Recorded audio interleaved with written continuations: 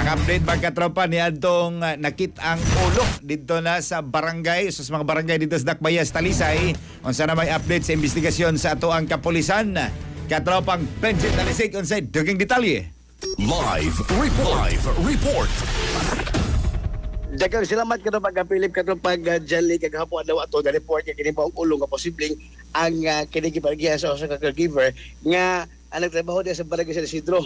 Kaya di matupan ni Barangay Captain o kaso Barangay Captain Ubaras nga tunay di report nila nga nagpaila nga pamilya tungod sa mga babae. Sa among gihimo nga investigasyon ka na pagpilip ka na pag-jali kung din dili makonektar ang kini mo ang kuan ang kini mo ang hitabo tungod kay sa kasamtangan wa patay kanang ligon o kanang nga mga possible nga magkatumbok o tudlo nga kini mo ulo o katog na missing nga usara nahibawan nga doon na missing nga usa ka caregiver naman kung human nga aga nabalgan ang usa ka ulo sa gito babae dito sa sitio Dawis o sa Dawis Road sa sitio Kimbas sa barangay Kansong sa Dakbayas Talisay niadtong adlaw nga Sabado Hulyo 11, 2026 o sa caregiver di ay ang missing food ang gibrother sa Talisay City Police Station na hibalon kini diyang usa ka anak ang galit nga niboto sa Talisay City Police Station kay nagisayod sa kung unsay posibleng pangalan sa pagkatao sa katong nabalgan nga ulo sa tao si Kaid Basilio Topas gikan pa sa Zamboanga City nagpailang anak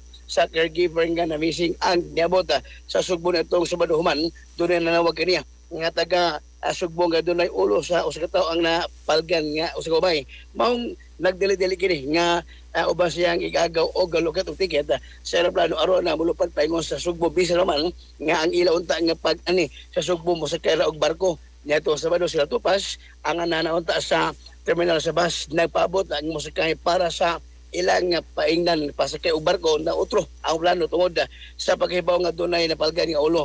Si Topas uban sa iya nga kaubanan ni Valdilahos sa Talisay City Police Station aron magisayod sa nakaplagan nga ulo apan hulagway rin ni nakita sang lit nga di na usab mailhan tungod sa ginugayon na nga adlaw ang pagka akin yung pagkabutan dito sa may basurahan nga lapit ang inimang ulo.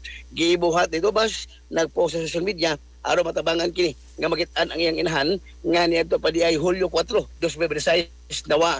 Mato ito bas nga ang pangan nga tinuod sa iyang inahan mao si Pilar Basilio Lumad nga taga Zamboanga nga pan iyang gidala nga pangalan sa Facebook ni mao ang Kata Saavedra. Sa interview sa mga media o sa kapos media nga ito ng kain Topas nabalawan nga ang iyang inahan di ay niadto pang Hulyo 4, 2026 na missing ang iyang inahan hangtod sa kasamtangan wa pa makit-i. Matulini nga nagdudasin daman sila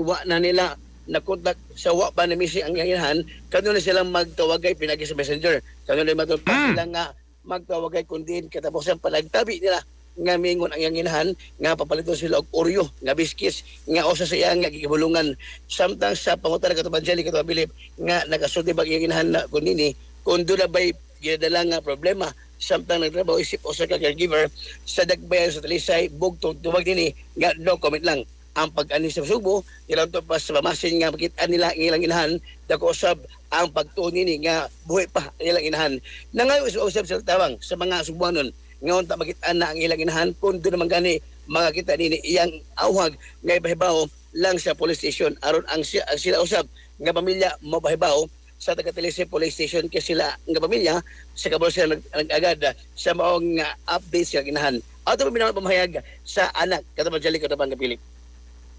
Nanap kasi namin si mama sir, missing na nung umpisa July 4 hanggang ngayon sir, hindi pa namin nakikita si mama. July 4. Opo. Anong last conversation ninyo?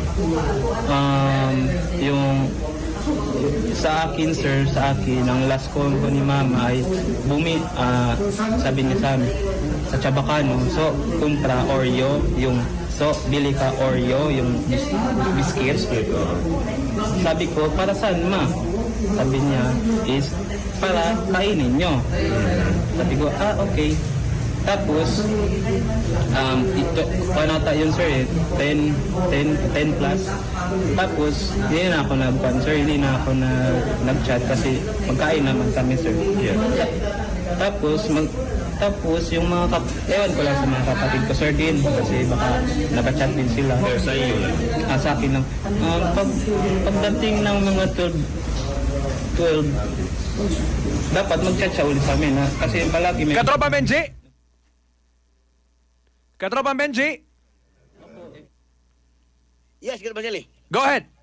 Yeah, mao na atong pagpadino Katropa Jelly niya ato ning nundan kay ato ning i-follow up gyud kay karon ato gagi panubayan kung usa nay kaning lakang karon sa PNP sa Talisi. Yun man, o si posibleng kamanduan ni Talisi City Mayor Chair Adrian Samson Gullas kabasab sa kini maong tadhaga nga pagamising sa River nga kuntin July 4 nawa apan July 7 kibablater sa kaning ikagaw sa kaning katong amo sa katong biktima katong nga missing Katropa Jelly.